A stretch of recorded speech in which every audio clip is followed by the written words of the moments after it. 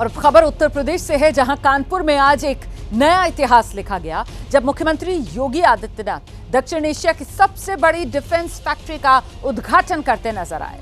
इस फैक्ट्री में अत्याधुनिक ड्रोन और हथियारों का निर्माण होगा।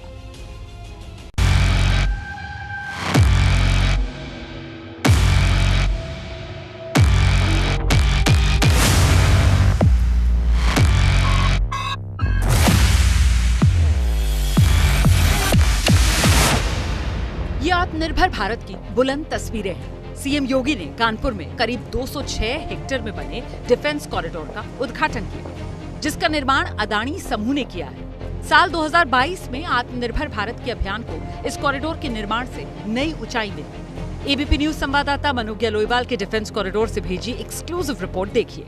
भारत एक कदम और बढ़ रहा है आत्मनिर्भर बनने के लिए, लेकिन इस बार रक्षा के क्षेत्र में, जहां पर एक के बाद एक असलाहा ही नहीं बल्कि पूरी तरह से एम्यूनिशन भारत में ही बने। क्योंकि अगर कभी युद्ध हो तो किसी तरह का डिपेंडेंस किसी भी विदेशी यानी किसी भी और देश पर कभी ना हो। ऐसे में डिफेंस कॉरिडोर में उत्तर प्रदेश के साउथ एशिया की सबसे बड़ी फैक्ट्री की शुरुआत हो रही है, जहां पर आपको हर तरह के एम्यूनिशन की गोलियां मिल जाएंगी।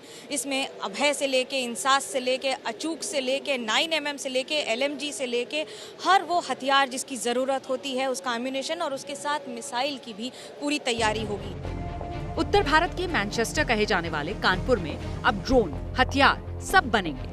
सीएम योगी ने इसे ऐतिहासिक उपलब्धि करार दी।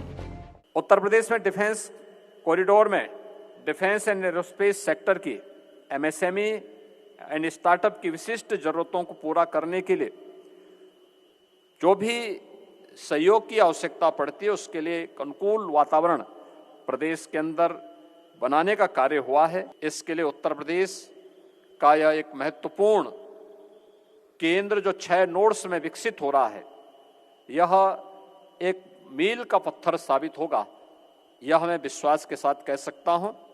इस प्रोजेक्ट को बनाने में अडानी ग्रुप ने डिफेंस के क्षेत्र में भी अपना कदम बढ़ा दिया है। अडानी एंटरप्राइजेस लिमिटेड के वाइस प्रेसिडेंट जीत अडानी ने इस कॉरिडोर के निर्माण को पीएम मोदी का सपना बताया।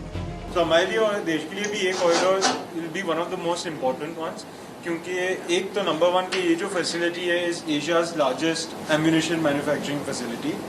And as you know with the vision that हमारे पीएम के जो विजन है कि इंडिया को आत्मनिर्भर डिफेंस में कैसे करते हैं, तो ये एक पार्ट है।